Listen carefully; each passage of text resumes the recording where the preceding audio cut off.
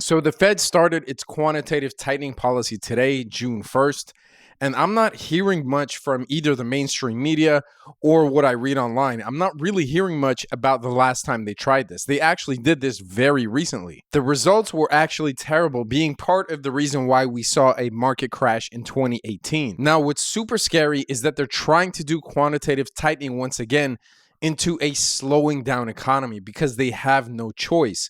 Prices are out of control and they really don't have any other tools in their shed in order to fight inflation. We are going to get into all of this, but as I said, I don't think enough attention is being paid to the fact that the Fed actually did this very recently. A lot of people think this is the first time, or they might think that this is a routine thing.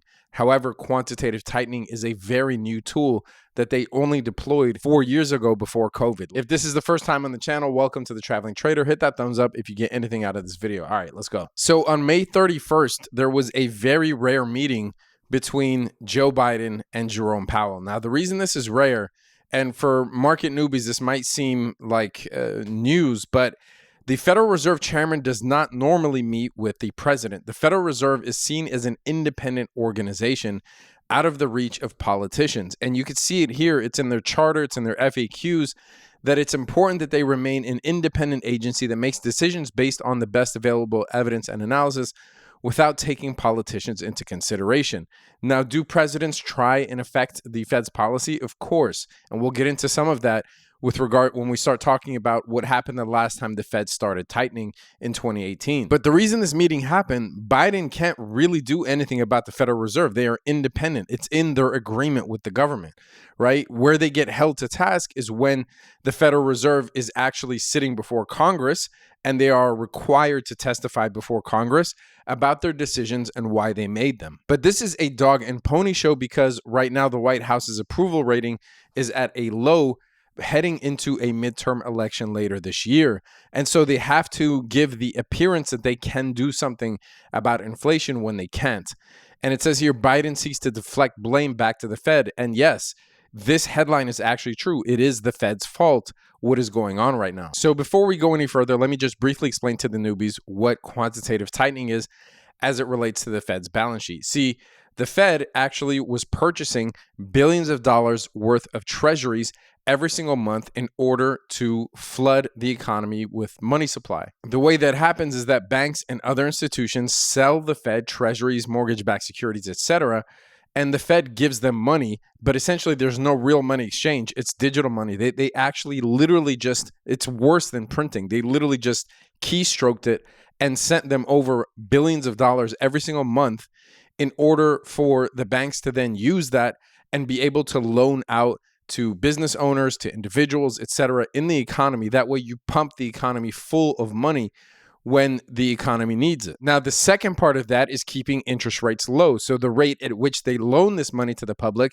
was very cheap, near zero, right? So it makes borrowing money very cheap and easy. That is how you flood the economy with money. So now they're obviously raising rates as they started doing this year. And the second part of that attack is to start letting securities off of the balance sheet expire. And here are the upcoming maturity dates for those securities. You have 14.9 billion expiring in June 15th, 13.3 June 30th, 15.4 June 30th, 4.6 June 30th. That is a total of 48.25 billion. Now, for the first 3 months of quantitative tightening, so June, July, August, they are capping the runoffs at $30 billion per month, and then it will increase to 60. That means that if there's $48 billion expiring in June, they will cap it at 30 billion and reinvest the remaining 18. And then after 3 months, they will cap it at 60 billion. So essentially, they're decreasing the balance sheet by 30 billion for 3 months and then 60 billion thereafter. Now, the nutty thing is that the Fed's balance sheet is $9 trillion. The most by far that we've ever had. So why is this important and will the market crash? Well, let's take a look at the S&P 500's history. 2018 was a pretty streaky and tumultuous year. However, In May, it looked like we were on the up and up. Now, we started to crash in October 2018. Now, what happened in October? Well, the Fed's fund rate reached a 2.5% rate. Remember, the Fed has been raising rates this whole time since 2015. That was the first time they started raising rates after the 2008 financial crisis. However, the Fed was also shrinking its balance sheet while raising rates. Remember, this is the first time it happened. It is a new tool that they've never experienced before. So after the market started crashing, the Fed put its foot on the brake, stopped raising rates, and stopped the balance sheet runoff. Now remember, we're talking about 2018 here going into 2019. Why is that important? Well, because this was before the COVID crash of 2020. What the Fed did was pay attention to the stock market too much when the stock market is not even supposed to be in the Fed's purview. They're not supposed to care about it. All they're supposed to care about is the economy. And back then, the economy was actually doing okay. The economy was actually doing great. GDP was growing steadily. Unemployment was at near lows. And the inflation was where you wanted it to be, at around 2% or less. This is how the Fed shot itself in the foot, because when COVID came around and nobody knew this was coming, well, now you have to ease monetary policy. So if you're already easing monetary policy when the economy is doing well, just because you care about what the stock market is doing, well, then when a black swan event like COVID comes, you have no choice but to dip into 0% interest rates and run the balance sheet up to 9 trillion. If they kept running the balance sheet off, well, then it wouldn't have been so high to start with before COVID. And if interest rates weren't already low, considering the strong economy that we had back then, well, then you wouldn't need to bring them down to zero, where you really have nowhere to go from there. But unfortunately, Jerome Powell caved into the pressure of the stock market and of Donald Trump's tweets at the time, which told the Fed to stop letting the balance sheet run off, to stop raising rates, because obviously every president wants a good stock market under their belt. So yes, the stock market had a nice rally here, but this rally was mostly Fed-driven, just like this rally after COVID was mostly Fed-driven as well. This is what happens when you ease monetary policy, although during COVID, you can make the case that it was necessary. Back in 2018, 2019, it wasn't necessary. They just caved into the pressures. The point being is that the balance sheet runoff, this new tool that the Fed deployed in 2018, has not had a great result. And that was when the economy was actually doing okay. We are now trying to let the balance sheet run off in a slowing down economy, as well as raising rates.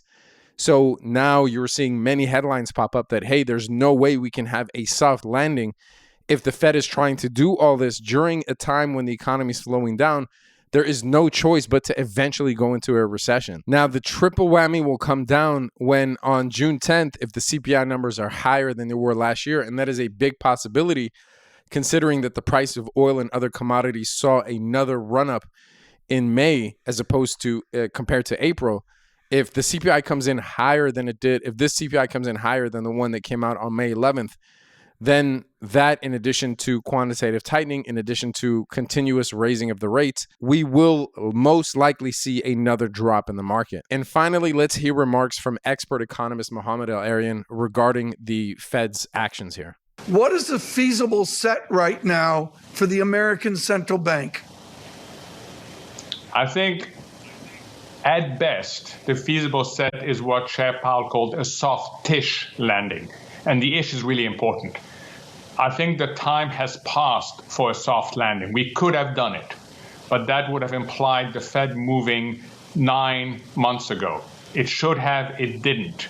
So instead of tightening into a growing and dynamic economy, it is tightening into a slowing economy. So it is very difficult to get a soft landing. So the best you can hope for right now is a soft-ish landing. What's the probability of that happening?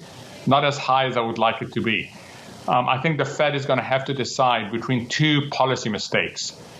Hit the brakes too hard and risk a recession, or tap the brakes in a stop-go pattern, including pause in September would be an example of that, and risk having inflation well into 2023.